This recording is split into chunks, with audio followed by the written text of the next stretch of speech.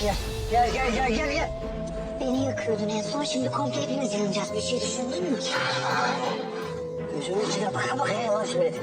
Hani bırakmışsın oğlum bu işleri. Öyle demedin mi? Dedim. Ne hayırlı kardeşim varmış ya. En heyecanlı anını anlatsana.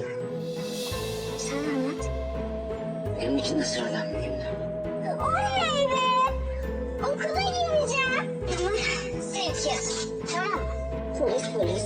Bu da var. Allah'ım biz ne yaşıyoruz ya? Yani bizim hatamız cevabı çözümsüz bir şeyin içinde aramak. Birinin hayatı be. Keşke hep şu anda kalsak. En sıradan anımızda ya. Adım Farah.